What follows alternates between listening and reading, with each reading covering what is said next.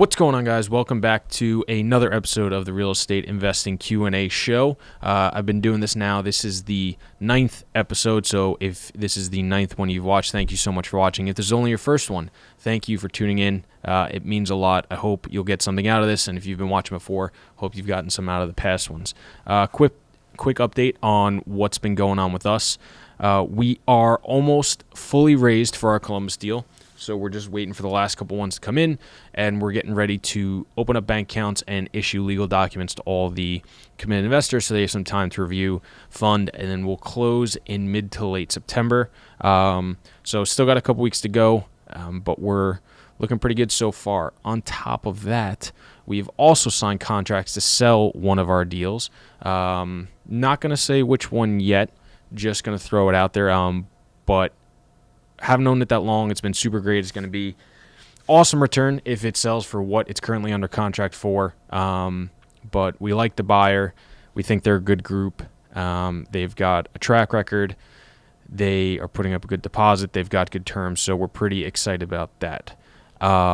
We are finalizing contracts on a new property. Can't talk too much about it yet until we have finalized contracts signed and sealed. I really don't like to mention too much about it. But really excited about that one. Another long-term owner we're buying from, so some good meat on the bone still. Other than that, the office should be done pretty soon. They just started, what are they doing? Sheetrocking and, what's the word I'm looking for? I don't know. But I think they're getting ready to paint. So pretty excited about that. But other than that, that's pretty much it. We're just looking at a few new deals, nothing too crazy, but if we can close Columbus, buy this new deal, sell that one deal, it'd be a pretty good end to the year. So that's really it for now. The podcast just got my cousin to start working on editing some of those things, so hopefully in the next 2 or 3 weeks, we should have enough that we can start the launch and actually have a date to send those out. So if you haven't already, go to the REIEXP.com, click on podcast, sign up for the newsletter. You'll get the notification of when it's out. That's THEREIEXP.com. I think it's /podcast. But if you just go to the homepage and click podcast, it'll be there. So super excited about that. We got another interview for tomorrow. We got another one for Thursday. And I think we got 2 more next week. Then I'm going away for a week. And then I'll be back and we'll be doing more. So pretty excited. Hopefully we'll have them all done pretty soon and up for you guys. And that's basically it. But not going to go too long into it. Just going to jump right into it. So without further ado, the first question. I decided to take all from Biggerpockets today just to switch it up. I was just on there and I found a couple questions that I really liked. And I was like, instead of doing some questions I was getting from Instagram, I'm just going to go back to this way. So this was from Travis. I've been reaching out to investors in my local market in order to gather equity for doing an apartment syndication deal, but it's been slow going. Therefore, I was wondering if it would make sense to sell out some of my cash-flowing single-family homes in order to generate the capital for the first deal. I'm a bit hesitant to do this because several are completely paid off and with very good tenants. Should I just be patient and continue working, gathering passive investors, or jumpstart the process with more of my own capital? Has anyone else been in this position? Thanks. So I think there's a couple interesting components here. The first question is when you're talking and you're asking people for their advice, and I get this a lot, it's so person specific on what you want to get out of deals and your investing and your goals and your criteria.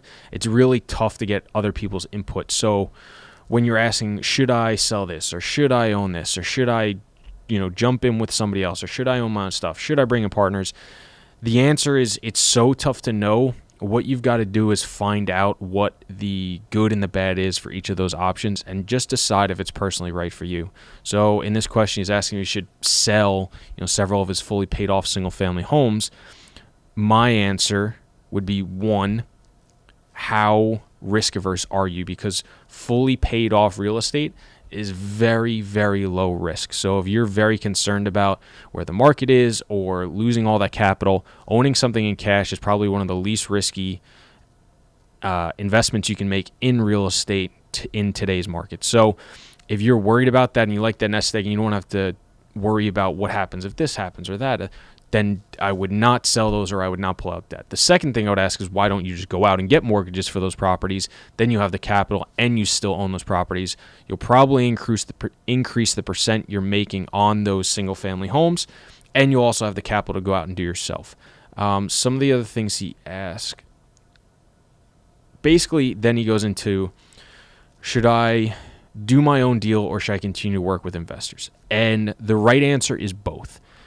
People, when they want to invest with somebody else, whether they are sophisticated or not sophisticated investors, one of the biggest hurdles you have to get over is the track record. I'm just going to touch this down. So if you don't really have a track record, especially in that specific space, it's going to be tougher to raise the money. Now, he obviously has some experience with single family homes and rentals, and even if yourself watching, you have some experience, whether it's flips or smaller rentals, as you start to move up and take other people's money on, the less of a track record you have in the exact scenario you're presenting to someone, the less likely they are going to be to do it. So if you can go out and you're saying, hey, I want to buy 50 to 100 unit properties, if you can go out and buy a 50 unit property by yourself first, that is going to prove out to someone that you can operate a 50 unit property on some scale. So now if you have single family homes and other rentals and you have a 50 unit property of your own, and then now you're trying to raise 75, 80, 50% of the equity for the next deal from investors, they're way more likely to invest with you knowing that you have a 50 unit under your belt, or even a 25 unit. It's just more of a track record than you had before. So if you have the capability to take down a larger property first and then syndicate the next couple deals with other investors or partners, limited partners, general partners, however you want to structure it, I would highly recommend that if you have the capability. If you have the money sitting around, if you have the money at your disposal, definitely would recommend doing one yourself first, because it's just going to create more of a confidence in you from investors as you talk to them about deals. It's very different to say, hey, I own these single family rentals, I also own a 50 unit, and this is how it's been doing, than just saying, hey, I've got these single family rentals and I want to buy a 50 unit with your money and my money. Totally different pitch, sounds a lot better, is going to prove something else to investors. So just to quickly recap, you're never going to know what's right for you until you know, to the best of your ability, all the ups and downs and the potential gains and pitfalls of the different investments. So if you have single family homes and you're asking about selling them, you're never going to know what the right answer is, and nobody else is going to know what the right answer is for you, because there's a lot of different things at play than just the numbers behind it. Too many people, especially in the real estate investing community and world, focus so much on the numbers. And if it's, why wouldn't you invest in a 22 ROI instead of a 20? Well, if the property's right next door to my house and this one's halfway across the country, I'm going to take the one right next door to my house because I can see it every day. Same thing if it's in a Charleston, South Carolina versus the middle of West Virginia, I'm going to take the one in Charleston because I am going to enjoy going there more as I go to check in on my property than the middle of West Virginia. So I think there's a lot of ancillary things around it that other people don't think about, like the risk aversion, the location, how much control you have. A lot of people don't invest with other people because they don't want to give up control, which is a very viable reason not to do it. There's tons of people who I talk to who just flat out don't want to invest with us because they're not willing to give up that control, and that's perfectly fine. You've just got to understand what you want to get out of it and then figuring out what the best path is for you. So asking people what to do, I don't always think is a great question. I think asking people for ideas is great, and then I think asking what the pros and cons of those ideas are is even better. So I can't tell you if you should sell the homes, not sell the homes, take out debt, not take out debt. You really just got to understand what you're trying to accomplish, how those ideas fit into that, and then make a decision from there. As far as raising money from investors goes, the more of a track record you can put together for those people, the easier, not to say easier, but it's just checking another box for people, really. I don't want to say easier because it's not easier or harder, but it's a potential hurdle that if you can check that box, there's other hurdles along the way that they're going to have to get over. So that's a hurdle that if you can get over by buying a property yourself that is similar to the properties you're looking to buy, I would highly recommend buying it. Next question. I'm looking to buy a 25 unit in Spokane, Washington, and I'm wondering about cap rates. Oftentimes I see sellers saying 8% cap rate in pro forma. The property I'm looking at needs a lot of work and tenant turnover and thus has potential for upside. However, the property is currently only performing at a 4.25 cap rate. With putting in the necessary rehab costs and increasing the rents, the property could be performing at about a 7.5 to 8% cap rate. The idea would be to refinance at this point and pull out my down payment and rehab costs. Is it crazy to buy at this low of a cap rate, or do you see this often? I'm wondering if I should be buying at a higher cap rate. I've already talked the seller down quite a bit for repairs, but that I'm getting credits for it selling to cover most of the rehab costs. This will make it easier to refinance, pull out my 20-25% down payment. Any insight you can give on typical cap rates, blah, blah, blah. So I'm not going to talk about what typical cap rates are. One, because cap rates are so more subjective than people realize. And the reason for that is as you start to talk about different cap rates, you can already hear where he's talking about. He's talking about a 4.25 cap on actual and an 8% cap rate on pro forma. So if somebody just said, oh, it's an 8 cap, first off, well, is it in place or is it projected? Because more often than not in today's world, it's going to be projected or pro forma. So right off the bat, you've got a big discrepancy there. And then today, so many people play with cap rates and different things to justify their pricing. It's crazy. You could have a full, T12, which is kind of your typical. If you didn't change anything, just took the last 12 months, that would be your T12. Same thing for a T6, except you annualize a T3, T1. But then people start playing with the expense side of things or the other income side of things or adjusting for market vacancy. If the property is 90% and the area is 95, they'll, jack up the occupancy and say, well, it's a 5 cap with, market vacancy baked in. It's like, okay, but why aren't they there?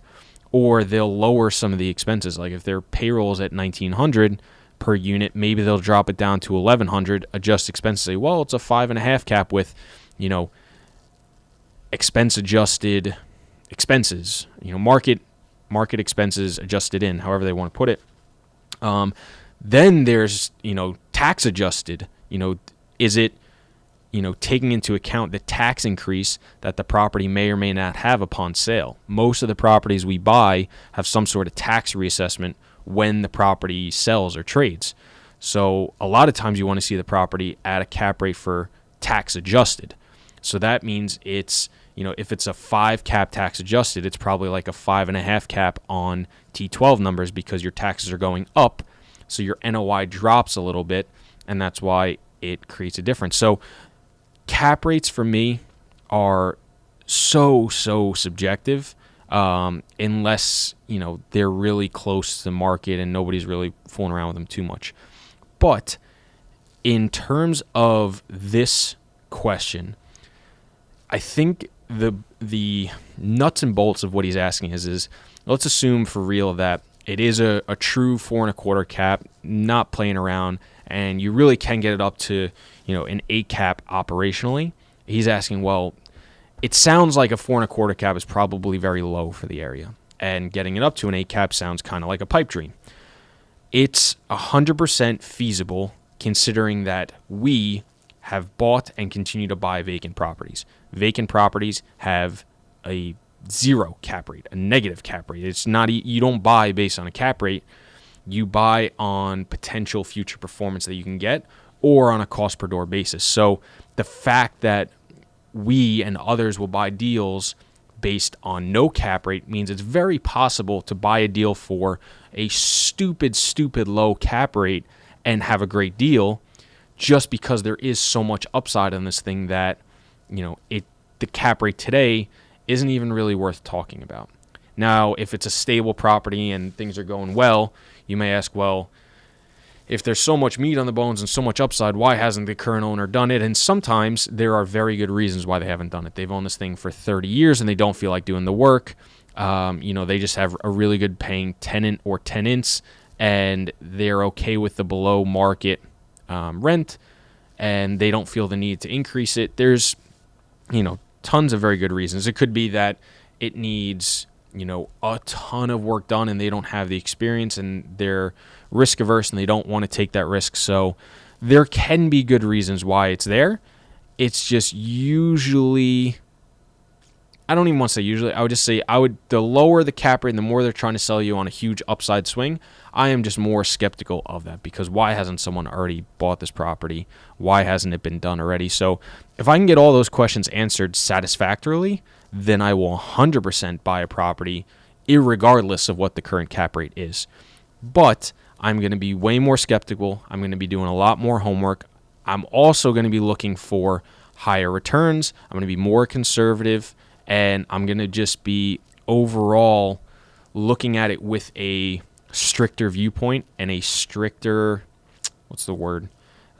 criteria, I guess, than I would for a more stable property that we're buying for, a 5.5, 6 cap, or, market cap rates, whatever they are. So 100%, you can definitely buy a property for below market cap rates, no cap rates, super low cap rates, and get the operation super high. It's just, what's the cost to get it there? Why haven't they done it already? Why is nobody else taking down this opportunity? How am I going to do a better job than somebody else? And is that future cap rate high enough that I can operate the business plan I'm looking for? He's talking about refinancing, pull it all as equity. We would be looking at, the sale consequence, just because that's our business plan. So yes, fully possible. I'm not going to touch on what cap rates are in the area because I have no idea what Spokane, Washington is like. I know nothing about this property. I could never tell him with the information I have if it's a good or bad cap rate. But if you take the numbers by what he's saying, you 100% could operate a property and a business plan to the way in which he's talking about. But that's it. Question number 3, and the last question. I live in Milwaukee, Wisconsin. My partner and I are looking to start a property management business very soon. We both have our real estate license and both have been studying on what makes a great property management. I know there is a lot more still to learn. I would like to know if anyone has any advice they would like to share. All advice will be greatly appreciated. So in terms of great property management, I am going to be speaking from things that I like or things that I think would make great property management for the area we're in. So that's multifamily, opportunistic value add, 100, 200, 300 units in the Southeast and Midwest, 1970s built. So a lot of this stuff will overlap, but there could be stuff that wouldn't be necessary for others. For example, I talk about, I'm going to touch on, I wrote down stuff beforehand so I wouldn't forget, but contractors, if you're buying a brand new built building that you didn't build, they built, you probably don't need great contractors because there's not a lot of work that's going to be done. Your maintenance guys could probably handle all of that. So for our stuff, some of the things I thought were important was the ability to find great on-site staff. When you're buying a commercial property, I believe, came from property that was for commerce. That's why multifamily is considered commercial, because it's for commerce. It's for profit. You are buying a mini business, and businesses are only as good as the people that run them. So the ability to find good people to run your properties day in and day out is probably the most important part when you are investing in these properties. Everybody wants to talk about the numbers and the upside and the value add, but that's all taking into account the given that you're going to have good staff already. So being able to find those people and then also retain those people and keep them happy and incentivized to work hard for you and just align your interests with the staff is probably the most important thing, because without those good people, and we've had properties without them, they suffer because you're expecting 90-95% occupancy. If you've got shitty staff, that occupancy is going to drop, and your plan to renovate units and do exteriors and decrease expenses is going to go flying right out the fucking window because you can't even maintain a good occupancy. You don't have good paying tenants, or you're putting shitty people in. So a lot of that stuff just goes without saying. The ability to stay on top of work orders and maintenance. Those things can pile up very quickly. So just being able to say that we're handling any, HVAC issues, any leaks, any, little minor things that pop up, staying on top of that is a very good skill to have, and just makes properties run significantly smoother and takes care of issues before they become, a much bigger cost. Finding quality paying tenants, obviously a huge portion of it, especially with multifamily and rentals. Got to have people to pay the rent every month, and you want people that are going to stay there and pay the rent you're looking to achieve, and they're not going to cause you a lot of headaches. There's going to be a good relationship between you as the owner, them as the renter, also very important. Communicate all aspects of the property to the owner. This is hugely important for us because all of our properties are out of state, out of the area. We are not there except a couple days out of the year, 5, 10, 15 days out of the year. We go check in, every 2, 3, 4 months, something like that. So having staff that not only does what they say they're going to do, but can communicate everything that is happening with your property, because things are going to come up and occur, is highly important. Also, just communicating things as they happen. So you're staying on plan. You're on schedule. The things that need to be happening are happening because you're putting a lot of trust in that property manager to execute the plan on your behalf. So that communication skill is very important for us. Systems to keep track of everything that's occurring ties right into the communication piece, because the better systems you have in place to keep track of everything that's going on, the easier it is to communicate, as well as I can follow along with the things you're talking about. So if you tell me unit 102 got renovated for $6,000, I can pull up the tracker that you have. I can see all the different line items you spent, and I can say, yep, you spent $6,000 and now we're getting X rent, and I can look at it. Or looking at the financials, the utility trackers, all the major capital budget stuff being spent, we can look at these things together, and I can know that, what you're saying is actually the truth, because as much as I want to trust you, I also have to verify that all these things are true and make sure that what is being done, how it's being done, when it's being done, all that good stuff. Understand the business plan and help come up with the best plan possible. This is important and I think very understated when I talk to people, because just because I think something's going to work doesn't mean it will. So our best deals are the deals where the property management team and our team are aligned in where we think this property can end up and what we think we can do with it. So we're always very cognizant to get a lot of input from our management prior to even buying a deal or putting it under contract and saying, hey, here's a property we like. And, we've done some initial underwriting and analysis and things of that nature. What do you think we can do with this property? What do you think we could take the rents to if we spent X? What do we think if we spent Y and Z? And, well, what if we do this? Can we drop expenses? If we implemented online payments, would that allow for less staff on payroll? If we did all new piping, would that drop our water sewer costs? So these are things we'll talk about, and we'll weigh up the best options available to us, and then talk about the overall plan. What's also, I think, very important is being very upfront with your exit on properties.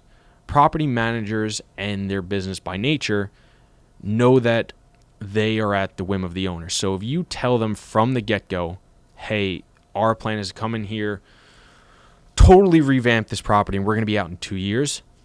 If you do what you say you're going to do, they're going to be fine. But if you tell them, hey, I'm going to, go out there and own this property for 10 years, and then you turn around and sell it in 2 years, probably going to not be as happy, as well as you're not going to be on the same plan for your business plan. So making sure everyone's on the same page up front is very important. It's just the right thing to do as well.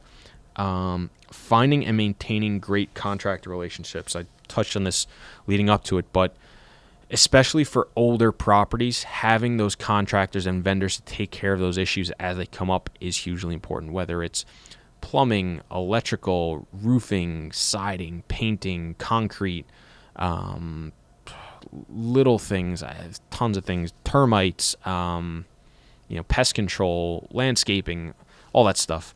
Having those people already there and having several of them available for the owners as the property manager is hugely important, because I know that if you go out and get pricing, that you are going to do your best to find me the best fit, whether it's the cheapest option, the most reliable, the quickest, whatever we need from that vendor, you're going to be able to go out and procure for us. So having those options available to you, maintaining those relationships, even if, we have contractors that will bid out 10 projects and they won't win any, but our managers are able to maintain those good relationships, so the time that we do need them, they are available. They're happy to work with us. They worked with us in the past. So we also know that, hey, this thing is really small and we've got a guy that can do it way cheaper, or this is a big project and he's got the resources to really be able to handle this and take it down.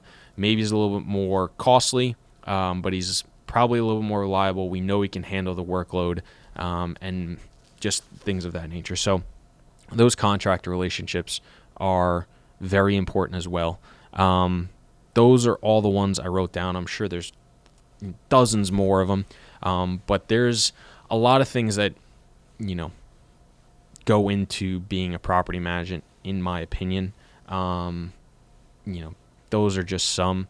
I think really just having an open and honest relationship with the owners you're going to represent, probably by and large will eliminate 75% of any potential problems. Just being able to communicate, be open, be honest, and tackle problems together. The more you can be on the same page with your ownership or your other partners, the better the project is more likely to go. Because problems just arise when people try to skirt corners, not inform people, try to take things on themselves and then tell people later. So those are just the most important things to me from good property management. But that's this week's episode. If you did like it, it would mean the world to me if you would hit the subscribe, like, leave a comment, whatever you want to do. That would be awesome. If you do have any questions you want to appear in future episodes, please feel free to comment below. Hit me up and DM on Instagram or email me, chris@tororep.com. Otherwise, that's it. Have a great night.